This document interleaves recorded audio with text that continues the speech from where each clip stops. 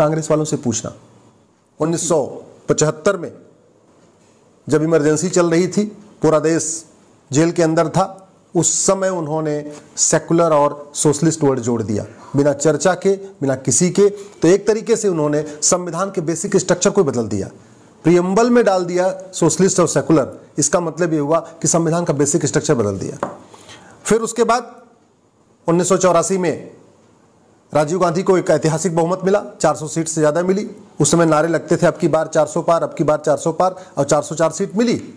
अगले साल 1985 में राजीव गांधी ने सिटीजनशिप एक्ट को बदल दिया और पूरे देश के घुसपैठियों, खासतौर पे जो असम के घुसपैठिए थे, उसका उनको लाभ मिल गया। ये सिटीजनशिप एक्ट कहता है सेक्शन 6 से कि जो असम में आ चुके हैं घुसपैठिए 71 तक, ये सब सारे के सारे नेचुरल वे में भारत के नागरिक बन गए।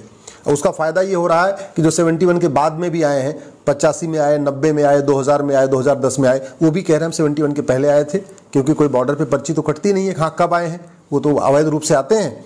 तो घुसपैठियों को निकालने की बजाय, घुसपैठियों के खिलाफ कठोर कानून बनाने की बजाय, राजीव गांधी ने 1985 में सेक्शन 6A जोड़ दिया। और ये सेक्शन 6 से कश्मीर की आर्टिकल 35A से भी ज़्यादा खतरनाक है। कश्मीर में जितना 370 का दुष्परिणाम हुआ, आर्टिकल 35A का दुष्परिणाम हुआ, उससे ज़्यादा खतरनाक है ये धारा 6A, जो असम को बर्बाद करके रखेगी।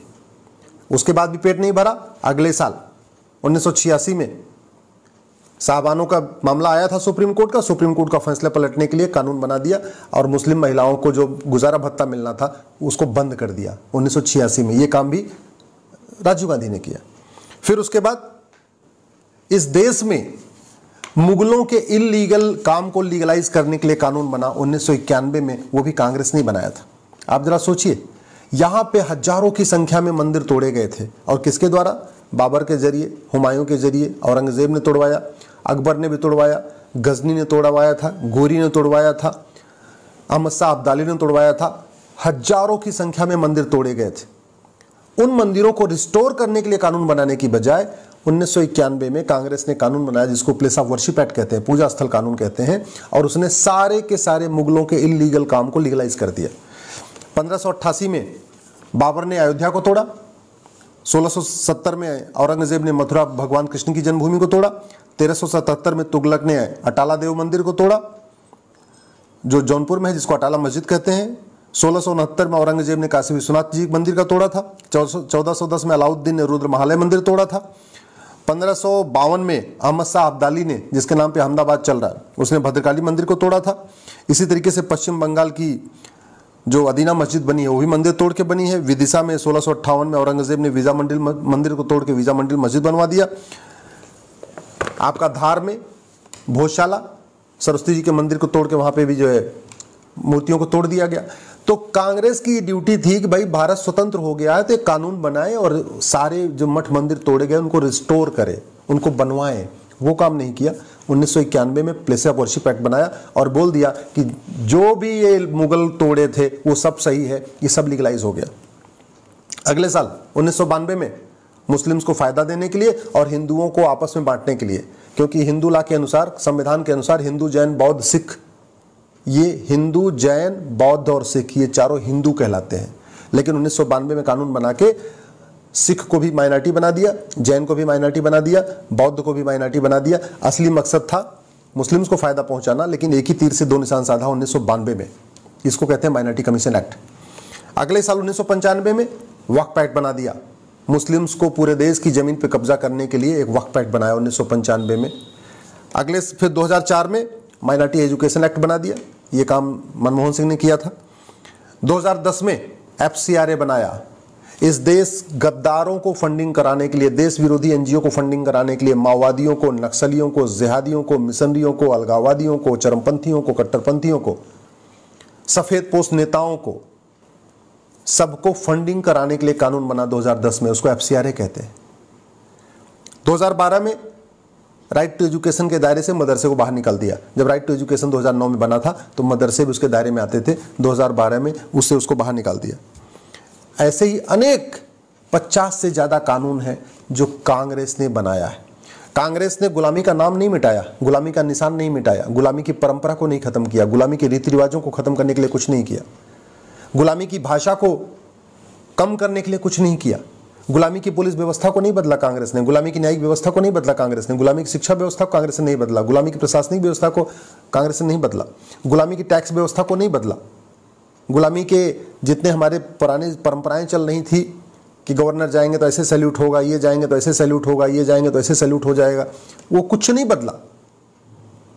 हाँ, भारत की संस्कृति को, भारत की चिकित्सा व्यवस्था को, भारत की शिक्षा व्यवस्था को, भारत की परंपरा को, भारतीय ज्ञान विज्ञान को खत्म करने के लिए एक के बाद एक के बाद एक 50 कानून बनाए।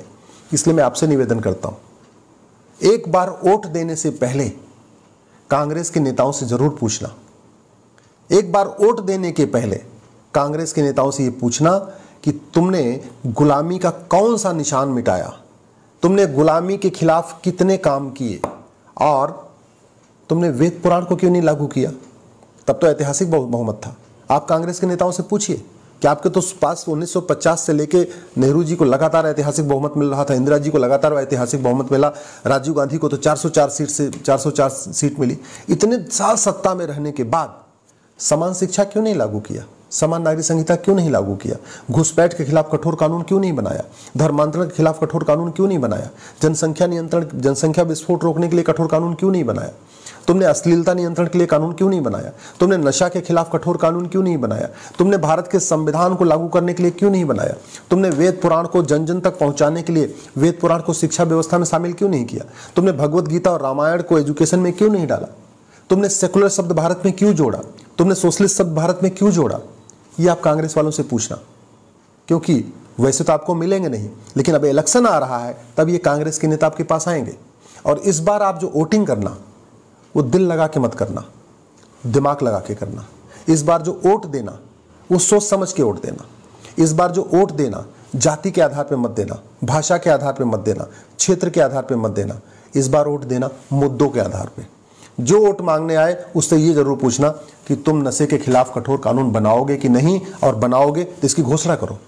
जो आए यहाँ पे वोट मांगने आपके दरवाजे पे उससे पूछना कि भ्रष्टाचार के खिलाफ कठोर कानून क्यों नहीं बन रहा है। जो आपसे वोट मांगने आए उससे पूछना ये थाने दलाली के अड्डे क्यों बने हुए हैं, ये तहसील में भ्रष्टाचार इतना क्यों है, ये हवलदार पेशकार इतना देश को क्यों लूट रहे हैं, भ्रष्टाचार के खिलाफ कठोर कानून कब बनेगा, हवाला के खिलाफ कठोर कानून कब बनेगा, संपत्ति को आधार से लिंक कब किया जाएगा, घुसपैठियों को कब निकाला जाएगा, धर्मांतरण कराने वाले मिशनरियों और जिहादियों पे कठोर कार्रवाई कब होगी।